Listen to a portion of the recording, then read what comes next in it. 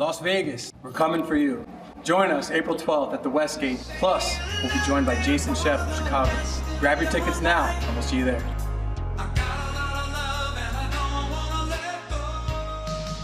Yeah, all right. What a combo. Iconic jazz rock band, Blood, Sweat, and Tears, and lead singer of Chicago, all in one show happening tomorrow over at the Westgate. And joining me now is Jason Chef and Larry Dorr. Hey, guys, how's it going? Great. I feel like we've already done the interview because we've been chatting away in the green room. I know. And so, yeah, this is exciting. First of all, how did the collaboration come together? Well, over 35 years, we've done 3 shows with Chicago. Mm-hmm. Okay. And, Jason and I have always talked about, man, wouldn't it be great if we could, do a tour together? Yeah. And Jason became free, we were free, and we put it together. And similar, both bands have a big horn presence, and it's funny because you guys were playing an Elvis song in the green room, and I'm like, is that Blood, Sweat, and Tears? Elvis is another one that had a big brass section. However, there's a connection with you, but nothing with horns. Well, Jason's dad was Elvis's bass player. That's crazy. And I didn't even know. Jason told me, I'm like, wait a minute, we're playing, this is a perfect setup. Right, because it's at the Westgate. Yeah. And that's where, Elvis had his original residency, right, at the International. The house that Elvis built. That's really. right. And in 1977, my dad brought me and my brother out here and took us to a show at that room that we're playing tomorrow night. Right. And he said, I got you a special seat. You're in the percussion stand. I was on stage with Elvis in 1977. Oh my gosh. Watching, so Dad's showing up. I was supposed to be a secret, but the secret got out, and I'm happy about that. But Dad's coming, so we're going to bring him out. And is he going to play at all? I think so. Whoa. I think so. This is I'm geeking out. Yeah. Me too. Out, right? It's fun, yeah. You have your job cut out for you. You're going to be doing all the songs, right? Are you going to do both? No. Nope. Just Blood, Sweat, and Tears? So basically, Larry's idea, and it's great. Okay. They go out and do their Blood, Sweat, and Tears show. Oh, okay. I come out, put a bass on, and we're doing 7 Chicago songs, and that's the band. So you get a twofer. Okay. The vision the whole time, and what we've done, like you said a few times before, is Blood, Sweat, and Tears in Chicago music.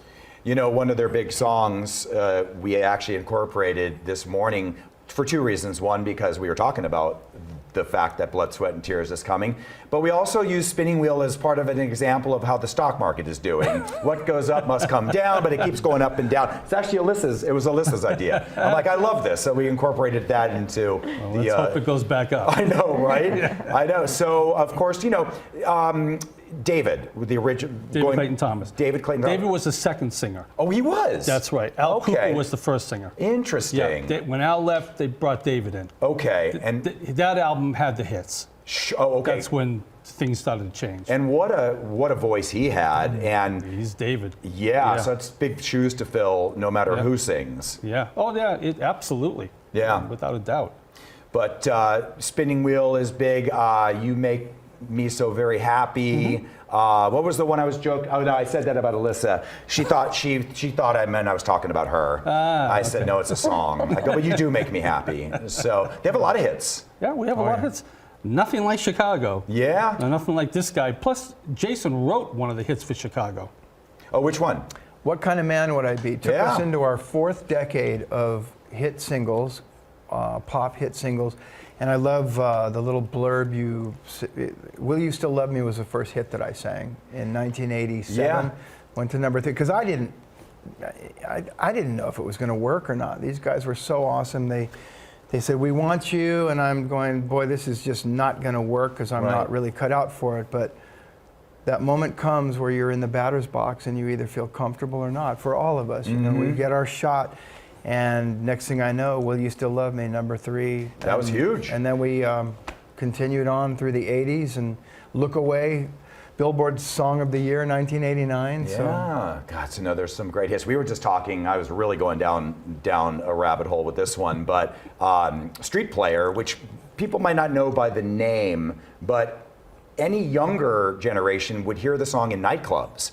And even when I heard Chicago do that song the first time, I'm like, wait a minute, why are they doing a song that the DJs play at the clubs, I didn't realize it's actually them. And they heard it in the clubs. I think it was before you, right? Or well, I remember when that happened. There was a group I think called Buckethead. Yeah. That took that intro of the song. Yeah. And had a massive hit. And then so management said, we should add this back into the set. We kids love started, it. yeah, and people were like, it resonated. You see the power of when something is coming back. And has well, anybody that's curious can just YouTube Street Player by Chicago. But all right, so this is all happening this weekend. We do have an on tour report, but Saturday. So tomorrow night, it's going to be a lot of fun. Yeah, we're looking forward to it. I can't wait for you said who's the Elvis bassist? Your Jerry Sheff. Okay, and that's your Jerry Sheff on Fender bass. He'd say, play the blues, Jerry. Yeah, my dad's going to be there. I appreciate it. And my brother's Yeah. flying in too. Nice. So. Okay, very good. Well, we appreciate you guys stopping by. Thank Have you a for great having show. us. Yeah, Thank you for very sure. much. Come on out and see us. All right, and we'll be right back.